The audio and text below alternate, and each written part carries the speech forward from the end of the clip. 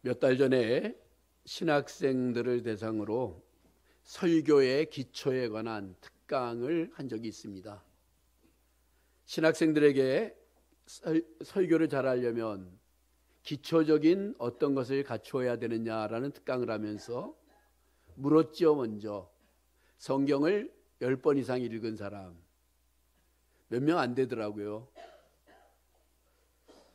두 번째 질문이었습니다. 인문학 체계에 대해서 많은 책들을 봐야 된다 하면서 제가 몇 가지를 질문 던졌습니다. 예를 들어서 알베르 까뮈의 이방인 읽어본 사람, 그 사람의 전락이라고 하는 책 읽어본 사람, 그러면서 좀 복잡하고 어려운 책들부터 쉬운 책까지 질문을 던졌는데 한 친구가 그렇게 묻더라고요. 그런 책이 목회하는데, 목사 되는데, 설교자라는데 무슨 필요가 있습니까? 그래서 제가 다시 말을 바꿨죠. 그러면 실용적인 책, 경제, 주식 이런 책 읽어본 사람 하니까 처세술 많더라고요. 깜짝 놀랐습니다. 그러고 나서 제가 이 알베르 까뮈라는 사람에게 받았던 도전이 있었어요. 중학생 때 많은 사람들이 그 책을 읽고서 허무주의에 빠진다길래 나는 원래 허무하니까 하면서 그 책을 읽었던 적이 있습니다. 그랬다가 그 책보다는 전락이라고 하는 책에 더 많은 도전을 받았어요. 이 전락이라고 하는 책의 내용은 뭐냐 하면은 인간의 실존적인 것을 다루고 있는데 인간의 낮아짐과 타락, 그것은 바로 인간 자신의 행위에서부터 온다, 이런 내용을 갖고 있는 책입니다. 아직도 제 머릿속에 기억을 안고 있는 것을 보게 되면 그게 50년도 훨씬 전에 읽었던 책인데 제 머리를 강타했던 그런 책입니다. 근데 전락이라고 하는 단어를 다른 말로 표현하면 추락한다는 겁니다. 떨어진다는 것입니다. 어느 정도 떨어지는 것을 말하냐면 지하까지 떨어진다. 우리가 추락을 하되 지하까지 떨어지는, 지하 이상으로 떨어지는 그 추락을 전락이라고 표현을 합니다. 그런데 성경은 이러한 전락에 대해서, 추락에 대해서 뭐라고 말씀하시냐면 하나님으로부터 떠나는 것이 바로 추락이다. 하나님과 멀어지는 것이 바로 추락이다, 전락이다. 이 부분을 강조하고 있죠. 이스라엘 민족의 경우 걸핏하면 세상을 사랑하거나 우상 숭배를 위해 하나님을 떠났습니다. 그래서 예언자들이나 이 선지자들은 그런 행위를 추락하는 것으로 규정하고 하나님께로 돌아와야 된다는 것을 호소했습니다. 우리가 인생을 살다 보면 인간관계의 모습이나 또한 여러 가지 면에서 넘어지고 추락할 수도 있습니다. 그렇지만 이 모든 것 가운데서 우리는 일어날 수 있는 힘을 얻게 되는데 그것은 바로 하나님 때문입니다. 하나님께서는 우리 모든 사람의 인생을 세우고 일으키시는 하나님이시기 때문입니다. 누가복음 15장에 보면 어떤 집안의 둘째 아들, 흔히 탕자라는 아들의 모습이 나옵니다. 그는 먼 나라에 갔습니다. 허랑방탕했습니다. 많은 것들을 다 놓쳤습니다. 추락해서 돼지가 먹는 쥐염 열매를 같이 먹을 수밖에 없는 돼지 같은 인생이 됐습니다. 그런데 그는 어느 날 아버지가 생각났습니다. 그리고 아버지의 집으로 돌아오게 되어집니다. 추락했지만 돌아갈 아버지가 있었기 때문에 그에게는 회복이 있었던 것을 보게 되어집니다. 인생에는 높낮이가 있습니다. 올라갈 때가 있고 내려갈 때가 있습니다. 전도서는 날 때가 있고 죽을 때가 있다 하면서 그것이 바로 인생이라고 이야기하기도 합니다. 그러면서 전도서 7장 14절에서는 형통한 날에는 기뻐하고 곤고한 날에는 되돌아보아라, 이런 말씀을 주고 있습니다. 어떤 사람은 형통해도 잘 돼도 괜히 불안해하고 힘들어하는데 그러지 말고 형통하다, 잘 된다, 평안하다 그러면 기뻐하고 감사하고, 그리고 곤고하고 힘들고 어려운 일이 있으면 먼저 나 자신을 되돌아보고 나의 믿음을 되돌아보면서 다시 한번 회복의 모습을 가져야 됩니다. 오늘 본문의 말씀은 시편 기자인 다윗을 통해서 우리 신앙인의 인생은 반석이신 하나님께, 그 주님께 내 발을 두고 내 걸음을 견고케 하시는 그 주님을 바라보면서 새 노래를 부르며 사는 인생이다. 이것을 말해줍니다. 내 발이 견고해지고 내 걸음이 견고케 되고 새 노래가 우리의 입에서, 우리의 마음에서, 우리의 영혼으로부터 나오는 것이 바로 신앙인의 인생이다. 시편 18편 1절에 보면 나의 힘이신 여호와여 내가 주를 사랑하나이다. 많은 사람들이 좋아하는 구절이에요. 그러면서 다윗은 하나님은 나에게 누구신가를 고백하는데 제일 먼저 표현했던 것이 여호와는 나의 반석이시오, 나의 요새시오, 내가 그 안에 피할 나의 바위시오라는 말을 먼저 쓰고 있습니다. 우리는 하나님을 이야기할 때 우리에게는 사랑의 하나님, 은혜의 하나님, 능력의 하나님, 많은 것들을 이야기하는데 다윗은 먼저 이야기하는 것이 바로 하나님은 나의 반석이시다. 이런 표현을 사용하고 있습니다.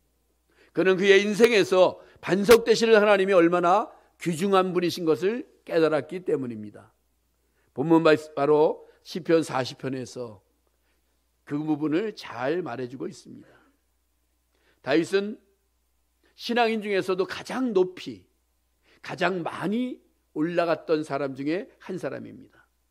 그는 성공자였으며 권력자였고 지혜자였습니다. 하나님의 마음에 합한 사람이라고 인정을 받은 신앙의 사람이기도 했습니다. 그러나 그의 인생 속에도 많은 어려움이 있었는데 오늘 본문의 말씀에는 그 인생의 힘듦을 이렇게 말하고 있습니다. 2절에 보면 나를 기가 막힌 웅덩이와 수렁에서 끌어올리시고, 그는 인생길에서 기가 막힐 웅덩이와 수렁에 빠진 적이 있다. 이것을 말해주고 있습니다. 기가 막힐 웅덩이와 수렁에 내가 빠진 적이 있다. 이 기가 막힐 웅덩이라는 히브리어 단어들을 보면 물이 세찬임으로 솟아나오는 깊은 못이라는 뜻입니다. 격렬한 물이 큰 소리를 내며 삼킬 것 같이 용솟음 치는 그것을 표현하고 있습니다. 수렁은 도무지 걸음을 옮길 수 없고 미끄럽고 불안전한 늪과 같은 곳입니다. 움직이면 움직일수록 더 깊게 빠져들어가는, 함정이 되어져가는, 나를 삼킬 것 같은 그것이 바로 수렁입니다. 그러나 오늘 본문 속에서 다윗은 이와 같이 기가 막힌 웅덩이와 수렁에서 나를 끌어올리시는 분이 있었다. 이것을 강조하고 있습니다. 우리가 예수를 믿고 우리가 신앙생활을 하면서 우리가 믿는 것은 바로 기가 막힌 웅덩이와 수렁에 우리가 빠진다 하더라도 하나님은 그것을 보고 계시고 그리고 그것을 알고 계시고 그리고 우리를 끌어올리시는 하나님이시라는 겁니다. 제가 얼마 전에도 말씀드렸지만 우리 교회 입구에 써 있는 하나님은 당신을 사랑하시며 당신을 위하여 놀라운 계획을 가지고 계십니다라는 그 구절이 내가 예수를 첫 번째로 만났을 때 전도지에 쓰여져 있던 구절입니다. 오랫동안 하나님은 나를 사랑하신다는 말씀에 푹 빠져 있었습니다. 그리고 세월이 한참 지나서 또 한 가지의 말씀이 저에게 다가왔던 것이 바로 당신을 위하여 놀라운 계획을 가지고 계신다는 그것이었습니다. 하나님은 우리를 사랑하시죠.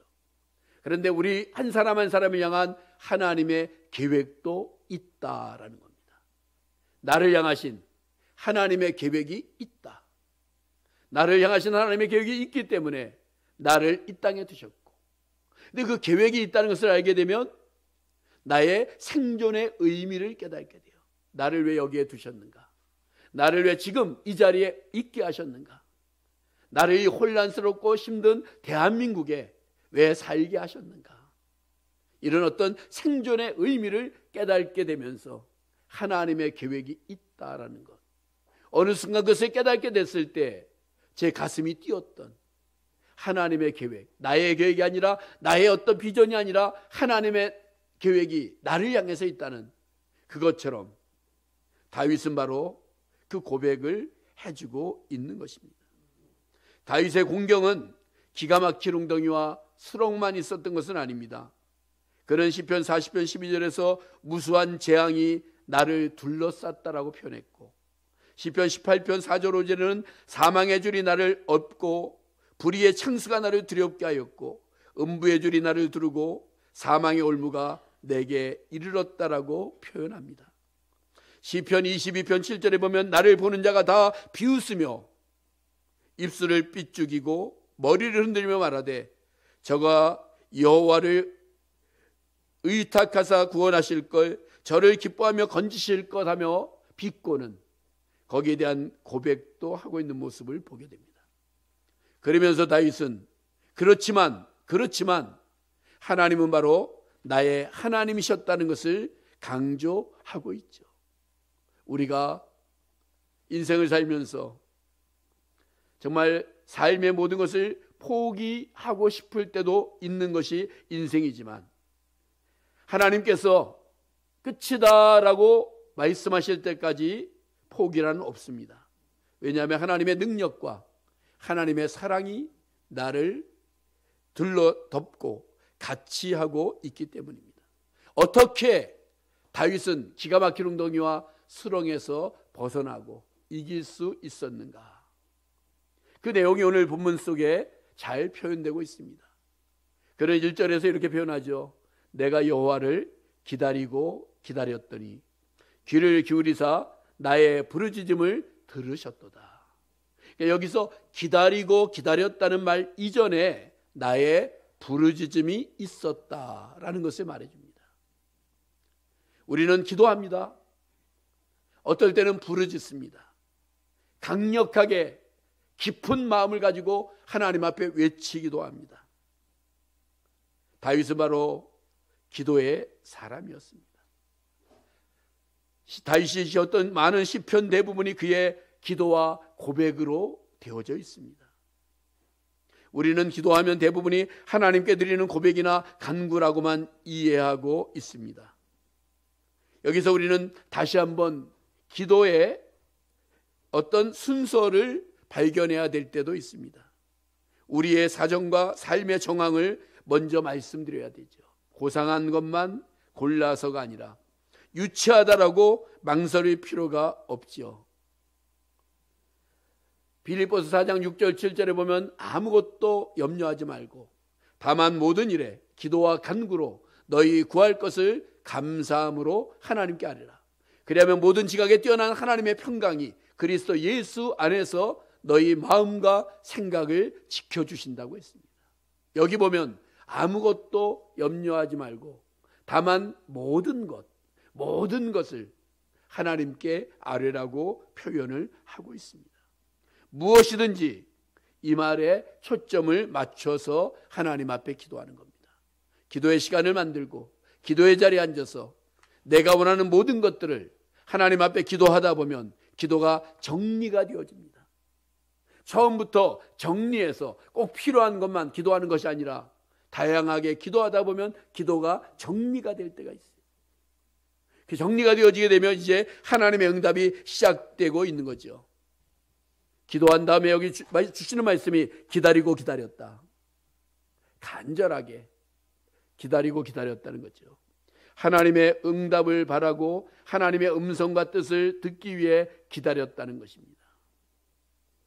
우리는 기도할 때 기도 열심히 하고 그런 다음에 끝하고 가지 말고 기도하고 나서 기다려야 됩니다. 그 자리에서 일단 기다려요. 하나님 즉각적으로 응답하시겠습니까? 아니면은 계속 기다려요. 사람 가운데서도 그렇죠. 대화하다 보면 상대방에게 도무지 말할 틈도 주지 않고 자기 혼자만 말하다가 끝하고 가는 사람들이 있어요. 아니 지금 이야기 좀 들어봐 라고 할 때 안 듣는 사람들이 있다는 거죠. 대답할 시간도 안 주는 사람. 하나님 앞에도 마찬가지입니다. 하나님 앞에 내가 막 이야기해놓고 끝하고 가놓으면 하나님께서 야 정리 좀 하자. 정리할 시간이 필요하다는 거죠. 우리는 이렇게 말합니다. 당장 불이 났는데 어떻게 기다립니까? 지금 어려운 일이 많은데 어떻게 기다려야 됩니까? 그런데 성경은 말합니다. 그때도 그래도 기다려야 된다. 나사로라고 하는 사람이 있습니다. 한 가정이 예수님 당시에 있었는데 나사로, 마르다, 마리아 얼마나 귀한 가정이었는지 우리 주님께서 정말 좋아하는 가정이었습니다. 정말 아끼는 가정이었어요. 그런데 그 예수님께서 한 번은 너무 중요한 일이 있어갖고 유대 땅을 떠나셨습니다. 좀 어려운 일도 있었죠. 그랬는데 갑자기 나사로가 병이 들었는데 그 병이 중병이었어요. 그 당시에 의술로 고칠 수 없는 병이었기 때문에 마리아와 마르다가 사람을 보냈습니다. 예수님 오셔서 우리 오라버니, 우리 오빠의 병을 고쳐주십시오. 그랬는데 예수님이 안 가셔요. 딴 제자들이 예수님 빨리 가셔야 될 것 같습니다. 아니다, 기다려라. 그 사이에 나사로가 죽었습니다. 그런데 예수님이 그때 야 이제 가자 그러고 돌아오셨어요. 마리아와 마르다가 믿음이 좋았지만 마음에 원망도 있었죠. 예수님이 여기 계셨더라면 내 오라비가 죽지 않았을 겁니다. 이런 말도 하고 그러면서도 믿음으로 부활이요 생명 되시는 주님이 계시기 때문에 부활이요 생명 되시는 주님 때문에 마지막 날에는 내 오빠도 살 줄을 믿습니다. 근데 주님께서 너희가 믿으면 하나님의 영광을 볼 것이다 라고 말씀하시면서 무덤으로 가자. 무덤에 가서 돌로 문이 막혀 있었는데 돌을 옮겨 놓으라. 죽은 지가 나흘이 되어서 냄새가 납니다. 돌을 옮겨 놓으면 하나님의 영광을 볼 것이다. 돌을 옮겨 놓자 나사로야 나오라 외치실 때 죽었던 나사로가 살아서 나왔습니다. 여기에서 주는 특별한 진리들이 있어요. 우리 주님이 어떤 분이신가를 보여주는 강력한 내용을 거기서 담고 있어요. 나사로가 부활한 건 아니에요. 죽은 자가 살아난 거죠. 왜냐하면 부활은 부활체의 모습이었기 때문에 우리 예수님이 부활의 첫 열매고 그거랑은 달라요. 그래서 나사로가 또 죽었죠. 만약에 나사로가 진짜 부활했다면 오늘 나사로 목사가 돼서 설교하면 정말 열광적일 겁니다. 왜냐하면 부활했으니까 영원히 살거든요. 기독교는 어떻게 보면 기다림의 종교입니다.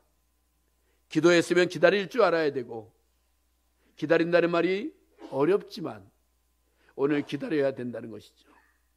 시편 37편에서는 여호와 앞에 잠잠하고 참아 기다리라고 말씀을 해주고 있습니다. 믿음의 조상 아브라함도 기다림에 지쳤어요. 네 후손을 하늘의 별과 같이 바다의 모래와 같이 많게 하신다고 했는데 하나님이 안 주셔요. 그래서 하나님 앞에 몇 번이나 우기죠. 그냥 하나님 내 조카 롯으로 대신할까요? 아니래요. 나에게 정말 멋진 하인이 있는데 양자처럼 이 사람으로 할까요? 아니라는 거예요. 그러다 보니까 이제 육신의 어떤 열매를 위해서 이제 이스마엘이 탄생하죠. 근데 하나님이 아니라는 거예요. 아브라함이 100세가 되었을 때, 사라 나이 90이 되었을 때, 불가능한 그때 하나님은 가능케 해서 이삭이라는 아들을 주셨던 거죠. 그것이 바로 기다림이 얼마나 힘들었는가. 우리 믿음의 조상 아브라함도 그랬는데 이것을 우리들에게 말씀해 주시고 있는 내용이에요. 카네기라고 하는 사람이 있습니다. 미국에서는 그 사람을 강철 왕이라고 불러요. 우리나라가 이만큼 잘 살게 되었을 때 결정적인 사건들이 몇 가지가 있죠. 그 하나가 경부고속도로를 뚫었다는 것. 근데 그거 못지않게 더 중요한 사건 중에 하나가 포항제철이 생긴 겁니다. 우리나라에 철강석이 많이 있어도 그것을 재련하고 쇳덩어리를 만들어낼 능력과 시설과 환경이 없었습니다. 그런데 그걸 갖다가 만들어냈어요. 그래서 이 포항제철을 통하여서 우리나라의 어떤 힘을 얻게 된, 미국도 마찬가지였습니다. 카네기라고 하는 이 사람이 바로 없었다면은 강철왕이라고 부르는 이유가 가장 큰 제철소를 만들고 철을 생산해냈던 그런 사람입니다. 그에게 많은 어려움들이 있었죠. 그런데 사람들이 그의 사무실에 가보면 한가운데 벽에 낡고 커다란 그림 하나가 있었다는 겁니다. 일생 동안 그 그림이 붙어 있었대요. 근데 그 그림을 내용을 보게 되면 아주 비싼 그림이 아닌데, 유명한 작가의 그림도 아닌데, 그 그림에 어떤 모습이었냐면 바다에 큰 바다가 있고 바닷가에 모래사장에 배 한 척이 있어요. 그리고서 밑에 이런 글씨가 쓰여져 있었다고 합니다. 반드시 밀물 때가 온다. 밀물이 오면 이 배가 바다로 나갈 날이 온다라고 하는 그 기다림이죠. 반드시 밀물 때가 온다. 여러분 기도하고, 그리고 반드시 밀물 때가 온다는 믿음을 가지시길 바랍니다. 반드시 밀물 때가 온다. 기다리면 하나님의 때가 찾아온다라고 하는 믿음이 우리에게 필요하다는 것입니다. 그것만이 아니죠. 기도하고 기다리는 것만이 아니라 어떻게 보면 더 중요한 내용이 있어요. 하나님을 의지했다. 오늘 본문의 말씀에 하나님께 의뢰하고 의지했다는 말들이 쭉 많이 나오고 있습니다. 오늘 하나님을 의지했다. 3절에 여호와를 의지하리로다. 4절에 여호와를 의지하는 자는 복이 있도다. 다윗의 인생은 한평생 주님을 의지한 그런 인생이었습니다. 찬송가 가운데 이런 찬송이 있습니다. 의지하세 의지하세 주 의지하세. 구하시네 구하시네 곧 구하시네. 말씀을 준비하다 보니까 그 찬송이 마음속에 떠오르더라고요. 하나님은 우리의 피난처시오 환난 중에 만날 큰 도움이시라 하면서 우리는 흔들리지 않는 하나님을 의지하는 일의 중요성을 강조합니다. 제가 좋아하는 성경 구절 가운데 시편 18편 25절에 이런 말씀이 있습니다. 내가 여호와를 의지하고 적군에 달리며 내 하나님을 의뢰하고 담을 뛰어넘나이다. 담이 있다 하더라도, 적군 가운데 있다 하더라도 의지하고 의뢰하고 담을 뛰어넘다. 근데 제가 이 말씀을 보다가 늘 엉뚱한 생각이 납니다. 제가 삼국지를 여러 번 읽었거든요. 삼국지에 이 관운장이 적군 속에서 유비의 아들을 안고 해치면서 나가는 모습이 늘 이 말씀과 같이 연결이 됩니다. 자, 삼국지 빼고, 자, 하나님을 의지하고 적군을 달리며 내 하나님을 의지하고 담을 뛰어넘는다. 그것이 바로 다윗의 또 한 번의 고백이기도 하다는, 하나님을 의지한다. 그런데 또 한 가지가 있어요. 어떻게 보면 이게 제일 먼저 되어지는 이야기예요. 그것이 뭐냐 하면은 7절에 그때에 내가 말하기를 내가 왔나이다. 하나님께로 오는 일이 먼저입니다. 내가 왔나이다. 내가 왔나이다. 하나님을 의지하는 사람은 하나님께로 옵니다. 어떤 경우에도 하나님께로 옵니다. 내가 왔나이다. 하나님이 원하시는 그곳, 바로 거기에 왔습니다.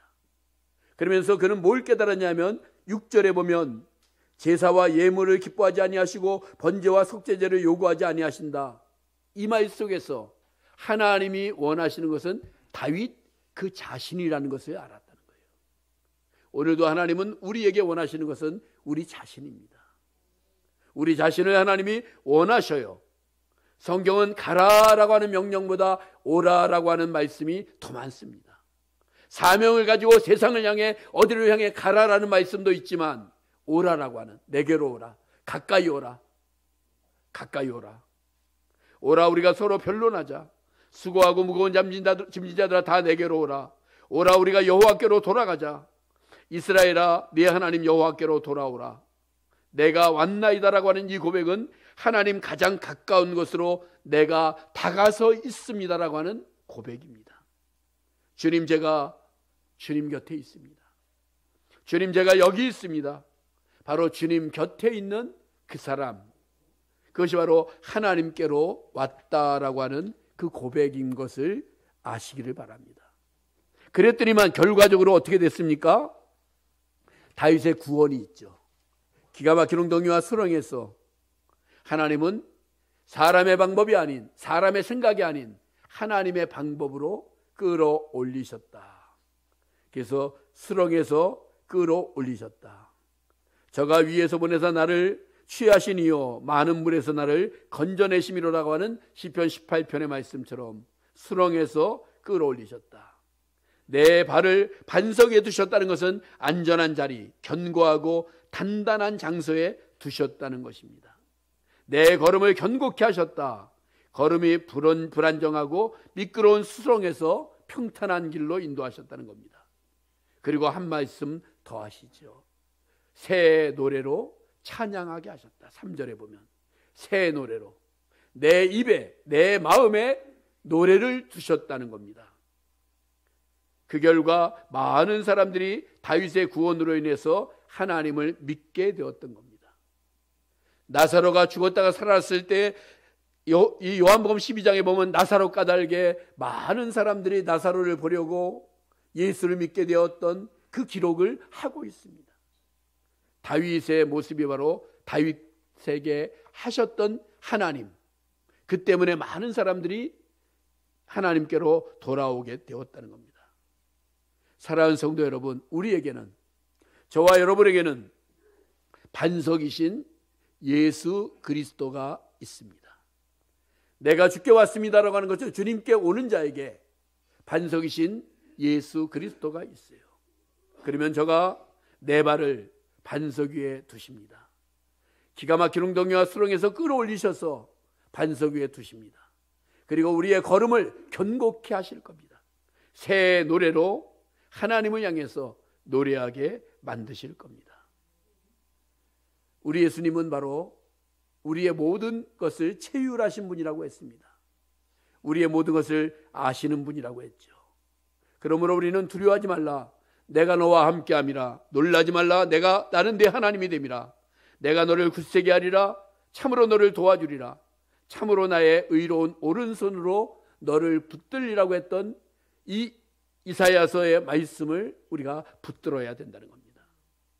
성도 여러분, 하나님께 와서 기도하고 기대하면, 그리고 그 하나님을 의지하면 우리를 능히 도우시고 의로운 오른손으로 우리를 붙들어 주시는 하나님이 여러분과 저의 하나님이십니다. 우리가 그 하나님을 믿고 세상의 어떤 것들로 우리가 흔들리지 아니하고 믿음으로 승리하는 귀한 역사가 있기를 주의 이름으로 축복합니다.